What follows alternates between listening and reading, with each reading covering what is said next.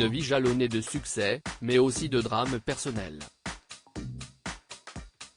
Avant le décès de son mari René Angélil ou celui de sa mère Thérèse Dion, qui l'ont profondément marquée, Céline Dion a été confrontée à la disparition brutale de sa nièce, Karine, dont elle était très proche. Cette dernière est morte des suites de la mucoviscidose à l'âge de 16 ans. Quand j'ai perdu ma nièce Karine, ça a été un beau moment aussi, parce que Karine, je pense qu'elle respire pour la première fois de sa vie. Karine est décédée dans mes bras. Je l'ai comme accompagnée, racontait l'interprète de Pour que tu m'aimes encore, dans une archive exhumée par nos confrères de M6, à l'occasion de la diffusion du Prime pour toi Céline ce vendredi 15 septembre. À l'époque, Céline Dion a souhaité lui rendre hommage en chanson, dans l'album 2, écrit et réalisé par son ami Jean-Jacques Goldman. Quand Jean-Jacques m'a offert cette chanson-là, il a attendu la toute fin avant de me la présenter, de faire face à ses émotions, si est-il quelque chose d'assez impressionnant, notait l'artiste dans cette même archive que Gala. FR vous dévoile en exclusivité. Et puis il y a quelqu'un qui vient t'écrire une chanson qui s'appelle Vol, tu lis ça et puis là tu fais face à tes émotions. Tu te dis, mon Dieu, je n'y arriverai jamais, je ne pourrai jamais chanter ça, expliquait l'intéressé, qui a eu du mal à enregistrer ce titre.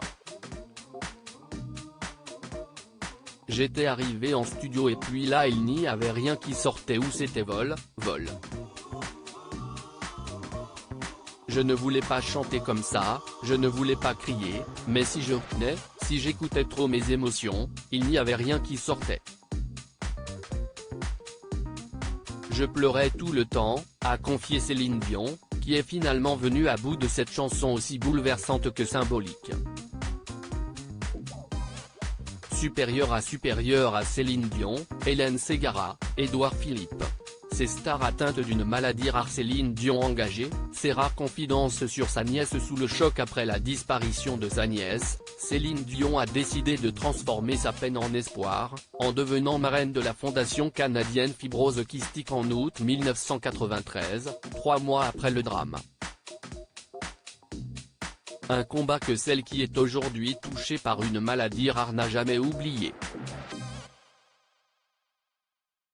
En novembre 2020, la diva canadienne avait adressé une tendre pensée à sa nièce disparue, à l'occasion de la Journée nationale de la philanthropie.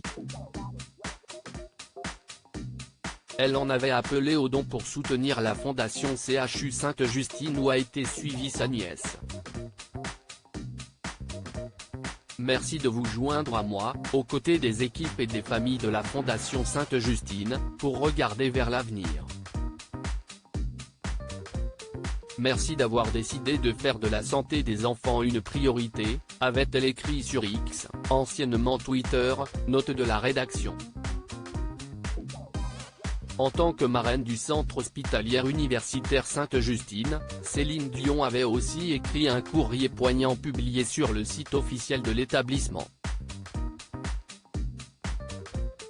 Il y a près de 30 ans, ma nièce Karine, soignée ici à Sainte-Justine, s'éteignait à l'âge de 16 ans après un long combat contre la fibrose kystique. Aujourd'hui, je pense aux autres patients comme ma Karine et je me dis, qu'est-ce que ce sera d'être un enfant malade, de recevoir des soins et de grandir dans 30 ans d'ici? Quelle sera notre rétrospective? S'était-elle interrogée en novembre 2020. Crédit photo, capture d'écran M6.